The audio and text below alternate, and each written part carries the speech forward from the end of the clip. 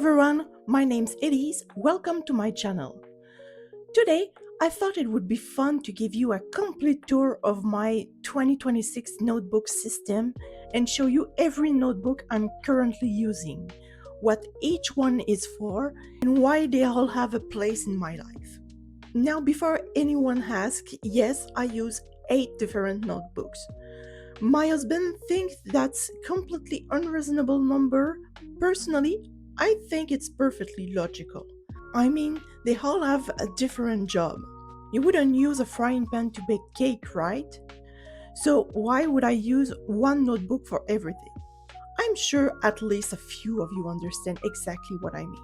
One thing I'm especially proud of this year is that my collection of unused notebooks has shrunk dramatically. If you are a notebook lover, you know that buying notebooks and actually using notebooks are two very different hobbies. So seeing that stack getting smaller has been a real accomplishment. Alright, let's start with the notebook that runs my entire life. This is my bullet journal. It's a Hemlock Oak notebook in the A5 format. It has dotted pages, 150 grams per square meter paper, and a hardcover. Originally, I chose Hemlock Oak because it's a Canadian company. In a world of tariffs and rising shipping costs, it's good to have a local option. Plus, it's always nice to support a local business when possible. But after using it for several months, I can honestly say that I don't think I'll ever switch brands ever again. The paper is absolutely incredible. The binding is both sturdy and smooth. It lays perfectly flat. Everything about it feels premium. I've used notebook from other brands that I also loved, especially ARL Shop and Acher and Olive, but this one has become my favorite.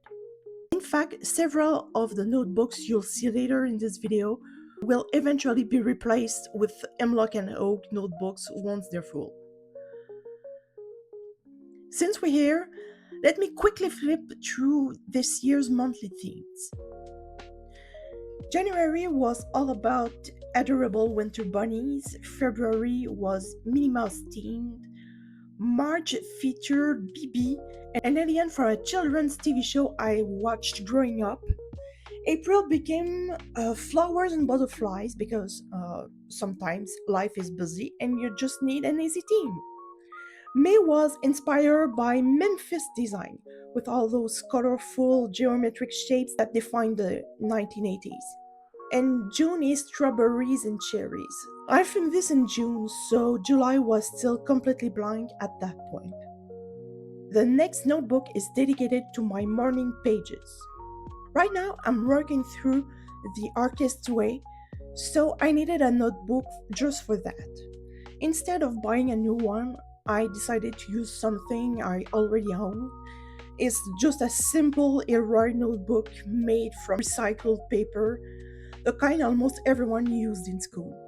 If you've never heard of morning pages before, they're surprisingly simple. Every morning, as soon as you wake up, you write 3 handwritten pages. No editing, no planning, no worrying if it makes sense. You simply write whatever comes into your mind. Next is my personal journal.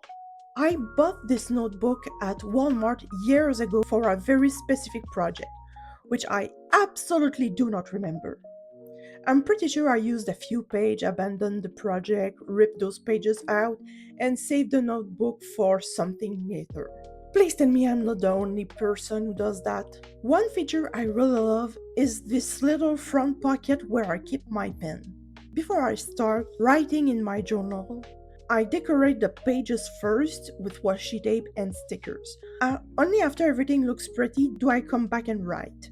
I've kept all my old journals and they're adorably chunky because all of the decoration inside.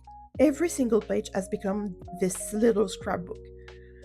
I write 1 page every day. Combined with my morning pages in my bullet journal, that's honestly a very long journaling routine. I'm currently trying to figure out a better balance because I love all of these practices, but there are only so many hours in a day. This is my sketchbook.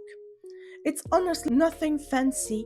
The paper quality is decent, but definitely not luxurious. The reason I'm using it is simple. It was free. Why I have a slight tendency to hoard notebooks? My dad has the exact same problem with sketchbooks. So I may have quietly borrowed one from his collection. Thanks, Dad. I've recently started a daily drawing habit, which means the sketchbook is filling up much faster than expected. I only have around 40 pages left before I can finally start a new one. A sketchbook tour is to be expected in the coming months. Subscribe if you're interested. Next, this is my Commonplace book. Just like my journal, this notebook was rescued from another abandoned project. That's why the first few pages are graph paper instead of regular paper. A commonplace book can mean different things to different people. The way I use mine is to create little articles about topics that fascinate me, almost like building my own personal encyclopedia. When I first started it, I was incredibly motivated. Naturally, I wanted my very first article to be about Barbie, because priorities.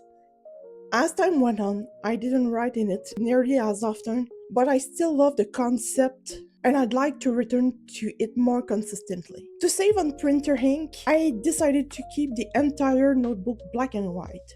It ended up looking much cleaner and more cohesive that way anyway. Just like my journal, I decorate each spread before I write.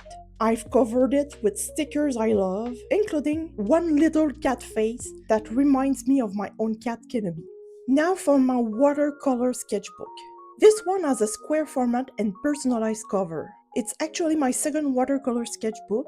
A few weeks ago, I shared a complete tour of my first one, which took me several years to finish. I've only painted one thing in the sketchbook so far. It was for my video where I illustrated a children's book illustration in 3 different styles. Since then, nothing. Apparently, I've been spending all my creative energy everywhere else. Hopefully, this one starts filling up soon. This notebook is my travel planner. If you wonder why there's a boat on the cover, it's because I originally started it while planning a family cruise. Since then, it's become my notebook for every vacation, road trip, weekend getaway, and spring break. I keep packing lists, itineraries, reservation numbers, attraction ideas, budgets, basically everything in one place. I also have one very specific green pen that perfectly matches the notebook. Yes, I'm aware that's a little ridiculous, but it makes me happy. And I really appreciate the elastic loop that keeps the pen in place and which prevents my husband from stealing it from me, as he tends to do with all my pens. And finally, my coloring book. Notice I said book, singular. I only own one because I know myself this is exactly the kind of hobby where I could accidentally collect 50 coloring books without finishing even one. The one I have is K-pop theme, and it was a Mother's Day gift this year. I enjoy coloring, I find it very relaxing, but it's not my favorite creative activity. And since my time is limited, I don't reach for it very often. Still, it's nice to have whenever I want to create something without making any decision. Sometimes that's exactly what my brain needs. So that's my entire 2026 notebook system. 8 notebooks, each with its own purpose, each helping me organize a different part of my life or creativity. I'd love to know how many notebooks you're currently using. Are you a one notebook for everything kind of person? Do you have a limited number of notebooks for specific uses? Or are you secretly on team I don't even know how much notebook I own? Let me know down in the comments.